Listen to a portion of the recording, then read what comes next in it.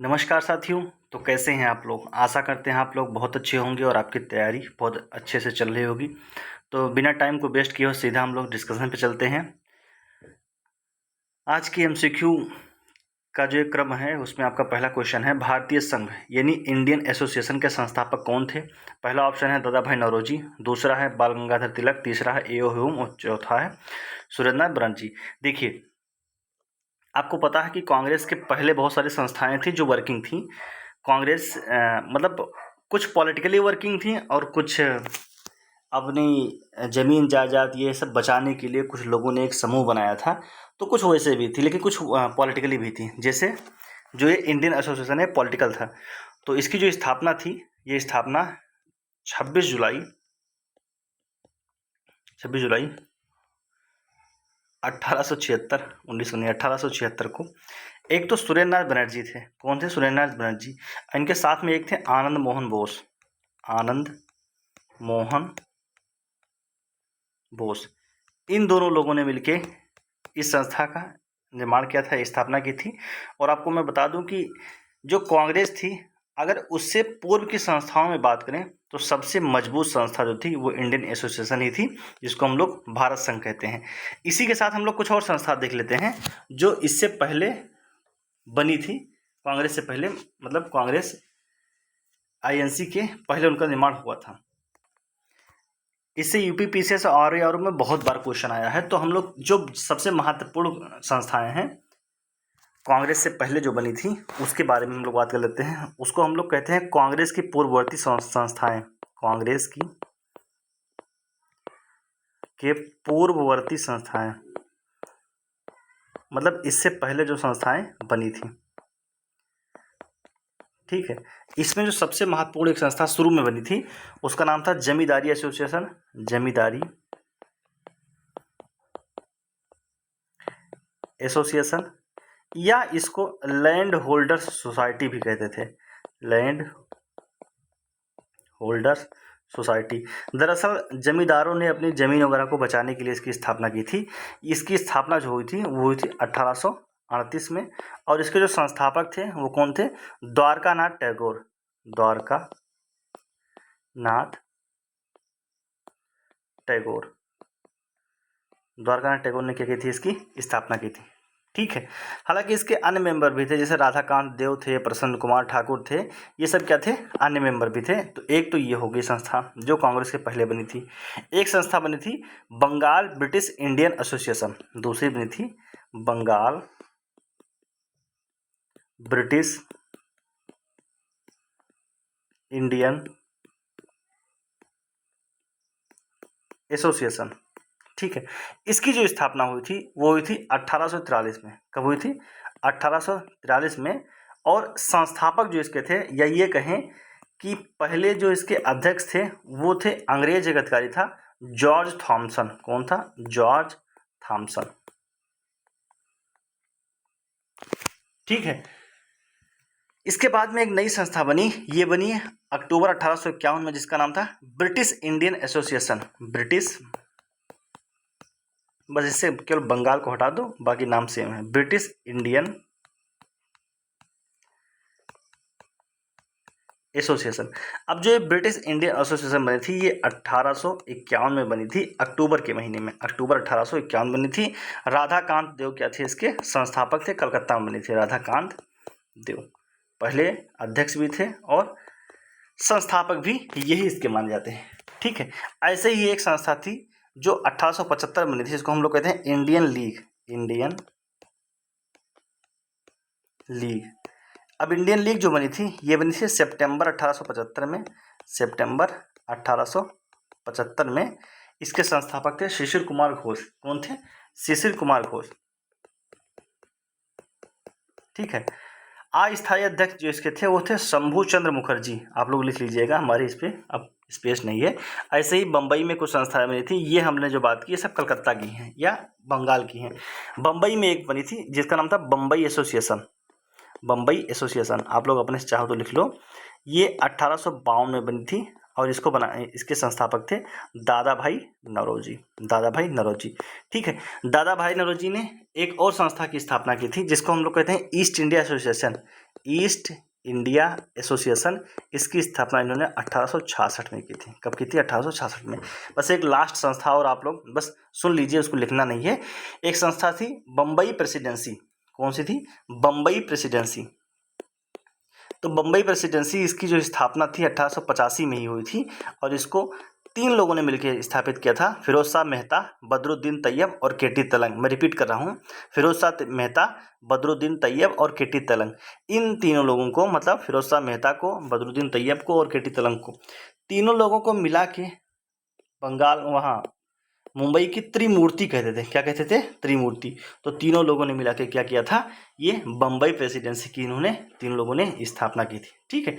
बाकी सामाजिक एक संस्था है पूना सार्वजनिक सभा, आप लोग जानते हो। 1867 में इसकी स्थापना महादेव गोविंद रानाडे और गणेश वासुदेव जोशी ने मिलकर की थी, पूना सार्वजनिक सभा। ठीक है। ये बार बार आए हुए हैं, वही इंपॉर्टेंट पॉइंट्स को मैं यहाँ पे डिस्कस किया हूँ। मतलब मैं भी इसके पीछे होमवर्क करता हूँ कि जो आया हुआ है वही डिस्कस करना है। यहाँ क्लियर शब्दों में बता दूँ, मेंस की यहाँ पे आपको कोई जानकारी नहीं मिलेगी, लेकिन प्री का कुछ छूटेगा नहीं। जो लोग लगातार इस रिदम में बने हुए हैं प्री वाले, उनको ये पता होगा कि कितना जो पिकअप पोर्शन है यूपीपीसीएस का, वही मैं उठा रहा हूँ। अगला क्वेश्चन आपका कह रहा है, निम्नलिखित को उनके संगठन के आधार पर क्रमवार सजाइए। मतलब ये कब स्थापित हुई? ये कब स्थापित हुई थी? तो अब इसके बारे में तो आपको बताना नहीं पड़ेगा कि कब स्थापित हुई थी। देखिए, सबसे पहले है कौन सा?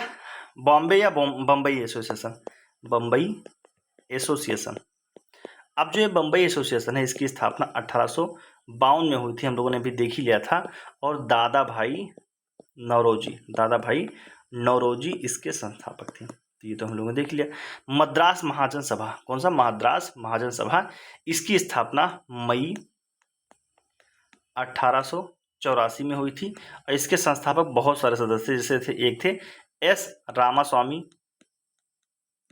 रामास्वामी मुदलियार, आप लोग लिख लीजिएगा, एस रामास्वामी मुदलियार। इसके साथ में थे बी राघवाचारी और उसके आगे आप लोग लिख लीजिएगा जी सुब्रमण्यम।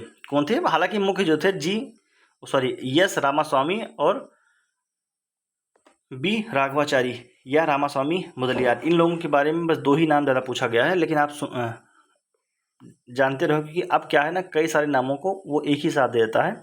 तो मद्रास महाजन सभा की स्थापना मई 1884 में रामास्वामी मुदलियार, बी राघवाचारी, जी सुब्रमण्यम और पी आनंद चालू, इन सब लोगों ने मिलकर की थी। इंडियन एसोसिएशन की बात हम लोगों ने अभी कर ही ली है कि 1876 में जुलाई में हुई थी। आनंद मोहन बोस और साथ में सुरेंद्र नाथ बनर्जी, इन दोनों लोगों ने मिलकर की थी।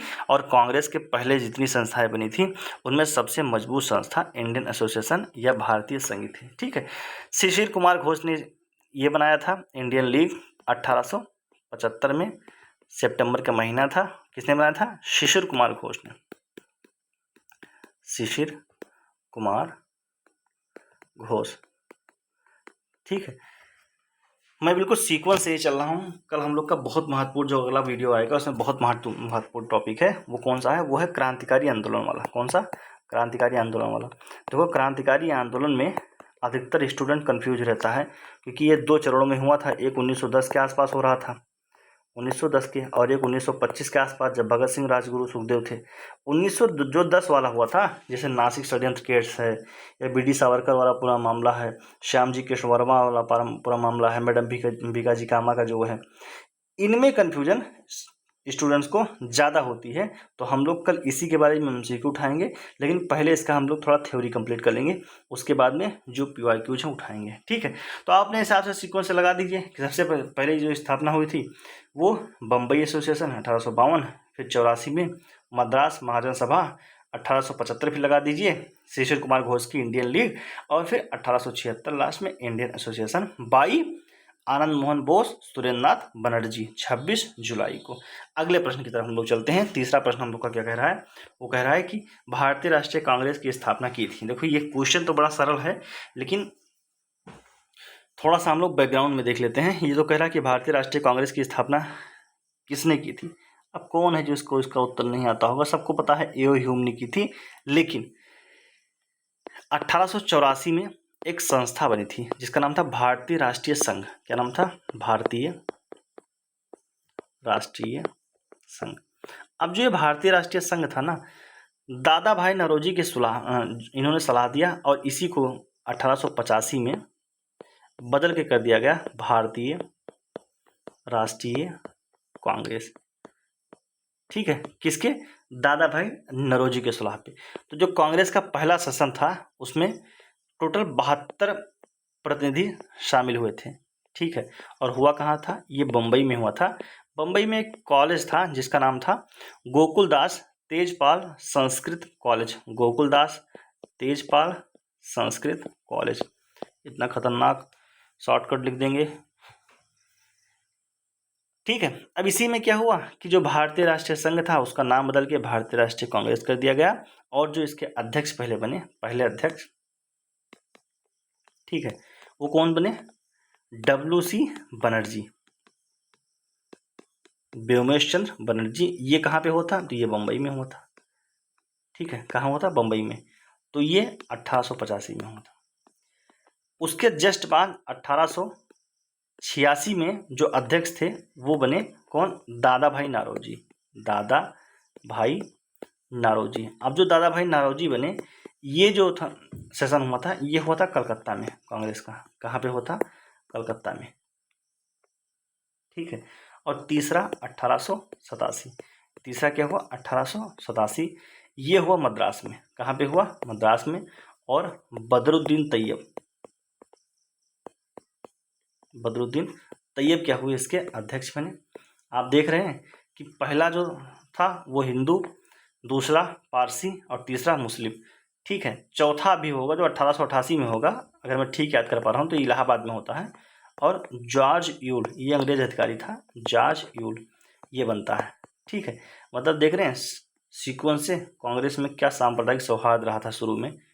कुछ लोग कहते हैं अभी भी है, लेकिन शुरू में तो पक्का था।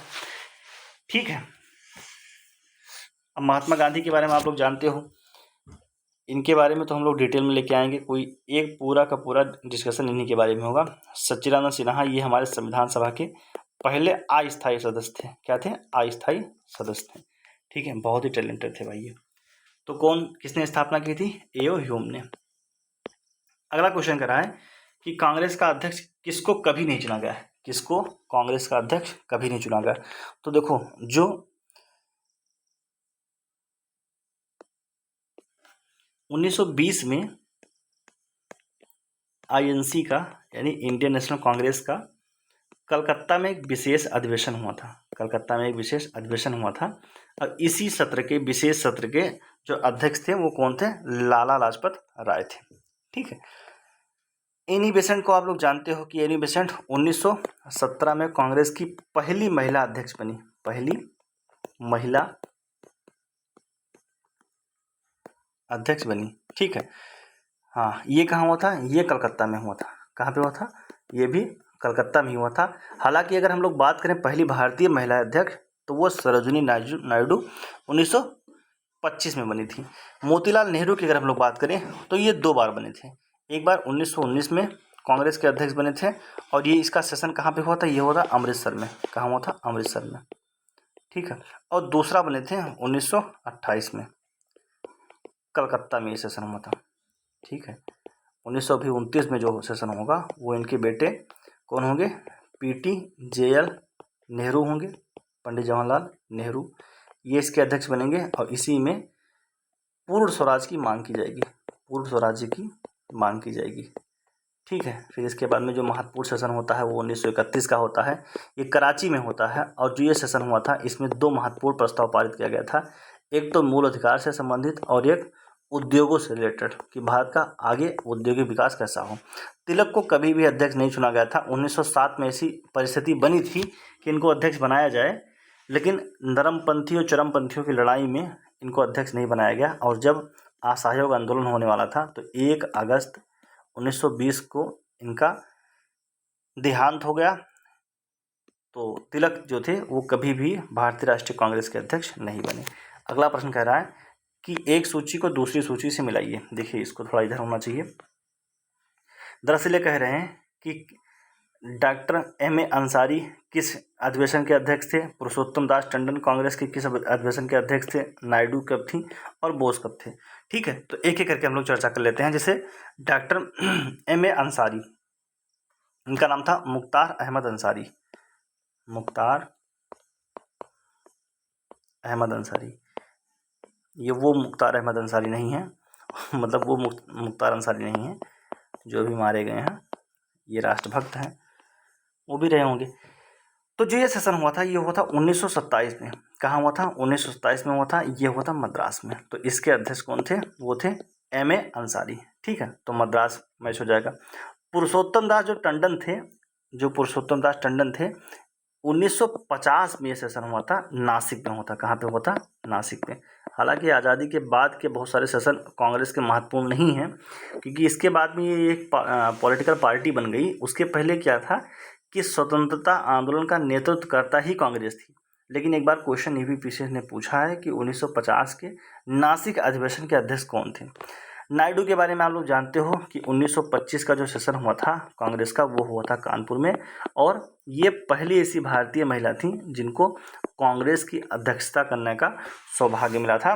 और बोस के बारे में तो आप लोग जानते हो कि ये 2 बार बने थे। एक बने थे 1938 में और एक बने थे 1939 में। 1938 में जो बने थे वो बने थे हरिपुरा। हरिपुरा में, ये कहाँ पे है? ये गुजरात में। हरिपुरा में बने थे, निर्विरोध बन गए थे। और 1939 में निर्विरोध नहीं बने, इनके खिलाफ में पट्टाभी सीतारमैया को गांधी जी ने चुनाव लड़ाया था। पट्टाभी सीतारमैया को गांधी जी ने क्या किया था? खड़ा किया था, क्योंकि गांधी जी इनके विचार से सहमत नहीं थे। लेकिन पट्टाभी सीतारमैया को मात्र 1377 वोट मिले, और जो नेताजी थे, बोस जी थे, इनको 1580 वोट मिले, और ये कांग्रेस में फिर से अध्यक्ष पद के लिए चुने गए। लेकिन आपको पता है कि गांधी जी का प्रभाव राजनीति में ठीक ठाक था, तो कुछ इस तरीके से उनका व्यवहार हुआ कि बाद में चीज़ें चल नहीं पाई बहुत ज़्यादा,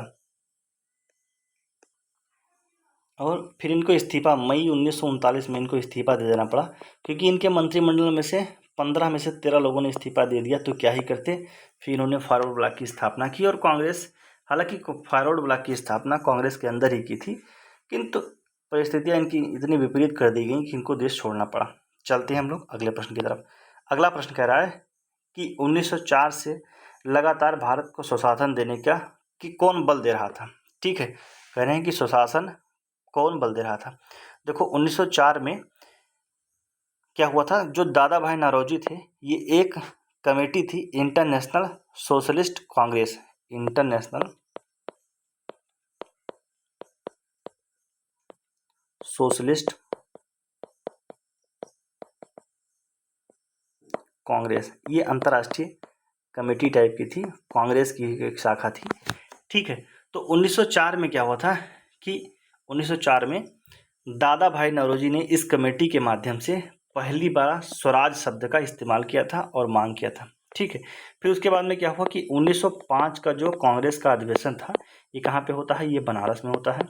और इस बनारस के अधिवेशन में वैसे ही मतलब मांग नहीं किया गया था, लेकिन अध्यक्षीय के जो भाषण था उसमें क्या था कि स्वराज शब्द का इस्तेमाल किया गया था।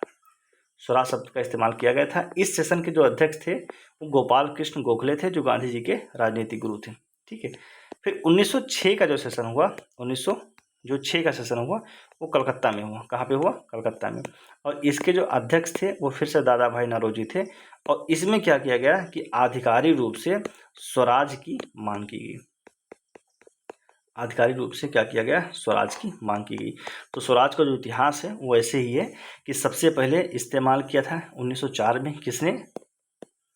दादा भाई नौरोजी ने। 1905 में बनारस में अध्यक्षीय भाषण में ये शामिल किया गया था। ऑफिशियल मांग 1906 के कलकत्ता सेशन में की गई थी, जिसके अध्यक्ष दादा भाई नौरोजी थे। ठीक है, फिरोज शाह मेहता के बारे में आप जानते हो कि फिरोज शाह मेहता थे और बदरुद्दीन तैयब थे, केटी तरंग थे। इन तीनों लोगों ने मिलकर 1885 में बम्बई प्रेसिडेंसी की स्थापना की थी। मैंने आपको बता ही दिया। दादा भाई नौरोजी ने किसकी स्थापना की थी? तो ईस्ट इंडिया एसोसिएशन की स्थापना की थी, और बम्बई एसोसिएशन की, ईस्ट इंडिया एसोसिएशन की स्थापना 1866 में की, और बम्बई एसोसिएशन की स्थापना 1852 में की दादा भाई नौरोजी। अरविंद घोष क्या हुआ था, ये 1910 के आसपास जो क्रांतिकारियों का पहला चरण था उसमें एक क्रांतिकारी थे और सुरेंद्र नाथ बनर्जी ऐसी, यानी एस एन बनर्जी को तो मैंने आपको बता ही दिया कि सुरेंद्र नाथ बनर्जी प्लस आनंद मोहन बोस, इन दोनों लोगों ने मिलकर इंडियन एसोसिएशन की स्थापना की थी 1876 में। एग्जैक्टली बोलूँ तो 26 जुलाई 1876 को सुरेंद्र नाथ बनर्जी और आनंद मोहन बोस, इन दोनों लोगों ने मिलकर भारतीय संघ की स्थापना की थी। तो डी ऑप्शन आपका बिल्कुल ठीक हो जाता है। अगला प्रश्न कह रहा है, निम्नलिखित में से किसको लाला लाजपत राय ने अपनी राजनीतिक गुरु की संज्ञा दी थी? बताइए, किसको लाला लाजपत राय ने अपनी राजनीतिक गुरु माना था? तो जो लाला लाजपत राय थे उन्होंने अपनी जो राजनीतिक गुरु माना था वो माना था गैरीबाल्डी को। किसको माना था? गैरीबाल्डी को। अगर आप लोगों ने विश्व इतिहास पढ़ा होगा तो इनके बारे में जरूर पढ़ा होगा। ठीक है, चलो थोड़ा सा इनके बारे में हम लोग डिटेलिंग ले लेते हैं। तो जो लाला लाजपत राय थे इनका जन्म कब हुआ था? ये हुआ था 28 जनवरी 1865 को पंजाब में हुआ था। कहाँ पे होता है? पंजाब में। और 17 नवंबर 1928 को इनकी मृत्यु हो गई थी। ये हुई थी दिल्ली में। कहाँ पे हुई थी? दिल्ली में। ठीक है, इनकी विशेष बात क्या है कि इन्होंने डीएवी, जो दयानंद एंग्लो वैदिक स्कूल है, तो इन्होंने डीएवी कॉलेज की स्थापना की थी। आप लोग जिस भी ज़िले से होंगे आपके ज़िले में एक डीएवी कॉलेज जरूर होगा, मतलब आमतौर पे ऐसा होता है। ठीक है, और उसके बाद में 1888 में क्या हुए? 1888 में ये कांग्रेस में शामिल हो गए। 1888 में इन्होंने कांग्रेस ज्वाइन किया और 1920 का जो कांग्रेस का नागपुर अधिवेशन हुआ था, नागपुर अधिवेशन, उसके क्या थे? ये अध्यक्ष थे। कौन? लाला लाजपत राय। तो कांग्रेस के नागपुर अधिवेशन के ये अध्यक्ष थे। ठीक है, और इसी नागपुर जो अधिवेशन हुआ था, इसी में जो असहयोग का जो प्रस्ताव था कि हाँ हमें असहयोग आंदोलन शुरू करना है, उसका प्रस्ताव इसी में पारित हुआ था, उसको स्वीकार किया गया था। ठीक है, इन्होंने यंग इंडिया लाला लाजपत राय ने यंग इंडिया पुस्तक लिखा। ये 1916 में लिखा। कब लिखा? 1916 में। ठीक है, उसके बाद में इन्होंने 1917 में लिखा इंग्लैंड डेब्ट टू इंडिया। ये 1917 में लिखा। और उसके बाद में लास्ट पुस्तक जो इन्होंने कई बार यूपीपीसीएस में आया हुआ है, the story of my deportation. ये इन्होंने 1908 में लिखा था। इनको बर्मा में निष्कासित कर किया गया था। बर्मा जो आज का म्यांमार है, वहाँ इनको निष्कासित कर दिया गया था, तो उसी के दौरान इसको लिखा था। ठीक है, इन्होंने शिवाजी द ग्रेट यानी शिवाजी की जीवनी लिखा 1928 में। शिवाजी द ग्रेट नाम से जो पुस्तक लिखा वो शिवाजी की जीवनी है। और उसके बाद में पंजाबी पत्रिकाओं में इन्होंने पंजाबी पत्रिका एक निकाला, एक पत्रिका द पीपल्स निकाला था, एक वंदे मातरम निकाला था, एक वंदे जीवन निकाला था। मैं फिर से बता दे रहा हूँ, आप लोग चाहो तो लिख लो कि पंजाबी पत्रिका, द पीपल्स पत्रिका, वंदे मातरम पत्रिका और वंदे जीवन पत्रिका इन्होंने निकाला था। और सबसे बड़ी बात जो इनके बारे में पीसीएस ने बहुत बार पूछा है कि जो अखिल भारतीय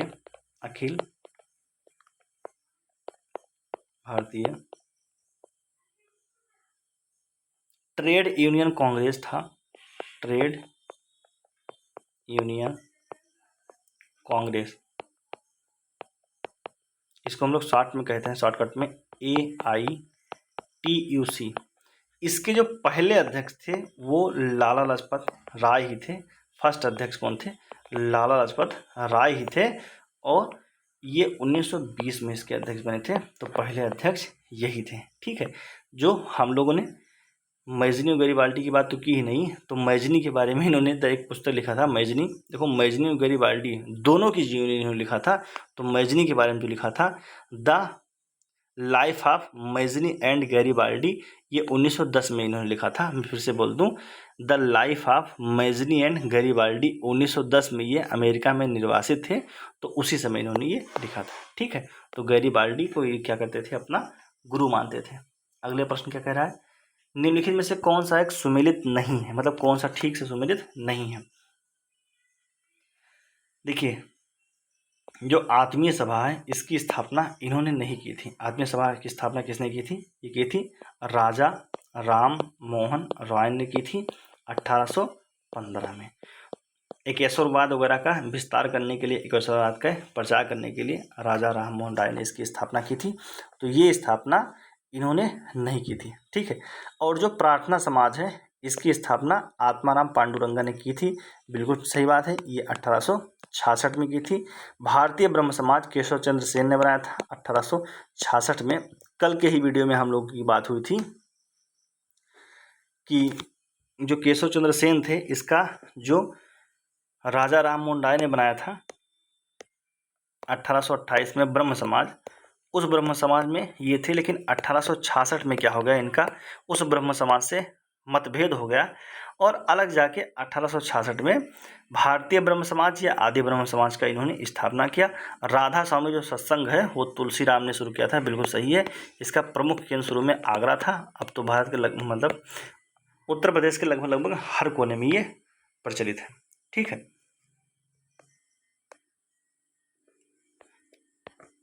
अगला क्वेश्चन कह रहा है कि कौन सा समाचार पत्र है और उसके संस्थापक कौन कौन लोग रहे हैं। देखिए, तहजीब जो अखलाक है, जो तहजीब उल अखलाक है, इसकी स्थापना किसने की थी? सर सैयद अहमद खान ने की थी। सर सैयद अहमद खान, ठीक है। सर सैयद अहमद खान को शुरू में हिंदू मुस्लिम एकता का प्रतीक माना जाता था और इन्होंने खुद ही कहा था कि हिंदू और मुस्लिम हिंदुस्तान की दो आंखें हैं, एक हिंदू है और एक मुस्लिम है। हाँ, ये दो आंखें इनको कब चुभने लगी ये कोई कह ही नहीं पाया। बाद में क्या हुआ, ये बदल गए अपनी बात से। तो सर सैयद अहमद खान ने अल हिलाल की क्या की थी, इन्होंने पत्रिका का प्रकाशन किया था या स्थापना की थी। और इन्होंने द साइंटिफिक सोसाइटी की भी स्थापना की थी, द साइंटिफिक सोसाइटी की। और लोगों को हिदायत देते थे कि कांग्रेस से आप लोग दूर ही रहो। देखो, न्यू इंडिया का प्रकाशन एनी बेसेंट ने किया था। एनी बेसेंट ने कॉमन हुइल का भी किया था, कॉमन हुइल, ये भी इनकी पत्रिका थी। और तहजीब उल अखलाक जो था ये मोहम्मद अली जिन्ना ने निकाला था। संवाद को कौमुदी राजा राम मोहन राय ने निकाला था। जो संवाद कौमुदी था ये बंगाली में था, किसमें था? बंगाली में। तो राजा राम मोहन राय ने एक पत्रिका और निकाला था जिसका नाम था मिरातुल अखबार, मिरातुल अखबार, ये फारसी में था। राजा राम मोहन राय को लगभग 1 दर्जन भाषाओं का ज्ञान था। अब ये विद्रोह वाला है, लास्ट क्वेश्चन है आज का, विद्रोह वाला है। देखो, जो कूका विद्रोह हुआ था, सबसे पहले कुकी विद्रोह है। तो कुकी जो विद्रोह हुआ था ये कहाँ पे हुआ था? ये कुकी विद्रोह था, ये 1917 से 1919 के बीच में हुआ था। 1917 से 1919 के बीच में। और इसका जो केंद्र था वो था मणिपुर और त्रिपुरा, मणिपुर त्रिपुरा, ठीक है। जो कूका विद्रोह था, ये कूका विद्रोह 1840 से लेके 72 तक हुआ था। 1840 से लेकर 1872 तक इसका केंद्र था पंजाब, ठीक है। और जो पावना विद्रोह था, इसका जो था ये टाइम पीरियड ये 1873 से 76 तक था और ये बंगाल में हुआ था। कहाँ पे हुआ था? बंगाल में, ठीक है। और बिरसा मुंडा का 1899 से 1900 के बीच में हुआ था। आपको पता है कि बिरसा मुंडा ने ये विद्रोह किया था। ये जनजातीय समुदाय से आते थे जो उस टाइम तो झारखंड में था, लेकिन अब सॉरी बिहार में था। अब कहाँ पे है ये? सिंहभूम और हजारीबाग इन सब जिलों में किया था। अब ये झारखंड में पड़ता है। कहाँ पड़ता है? झारखंड में। तो बिरसा मुंडा विद्रोह को और कई नामों से जानते हैं, जैसे इसी विद्रोह को हम लोग हो विद्रोह भी कहते हैं, महान हलचल कहते हैं, ठीक है। और मुंडा विद्रोह भी कहते हैं। ये यूपीएससी और यूपीपीसीएस दोनों में एक बार आ चुका है, ठीक है। तो आज का डिस्कशन हम लोग क्या करते हैं, यहीं पे रोकते हैं। आपको मैं बता दूं कि जो हम लोग का नेक्स्ट टॉपिक होने वाला है वो होने वाला है क्रांतिकारी आंदोलन। और इसमें हम लोग पूरा शामिल करेंगे बीडी सावरकर से लेके और वहाँ लास्ट में भगत सिंह और जो सूर्यसेन थे, इन सभी को हम लोग उसमें शामिल करेंगे। उस पर पूरा एमसीक्यू लगाएंगे। पहले थोड़ा सा हम लोग थ्योरी कवर कर लेंगे, उसके बारे में बताऊंगा। फिर उसके बाद में हम लोग क्या करेंगे, पूरा MCQ के माध्यम से जो पहले आए हुए हैं वही क्वेश्चन मैं उठाऊँगा, तो उसको हम लोग क्या करेंगे, डिस्कस करेंगे। ठीक है, बाकी आप लोग अपना जो राय है वो कमेंट बॉक्स में दे सकते हैं कि इसमें और क्या इम्प्रूवमेंट किया जाए। और अगर अच्छा लगे यार तो सब्सक्राइब भी कर लिया करो। आप लोग सब्सक्राइब नहीं करते हो चैनल को, सब्सक्राइब कर लोगे तो हमारा मनोबल थोड़ा सा बढ़ेगा।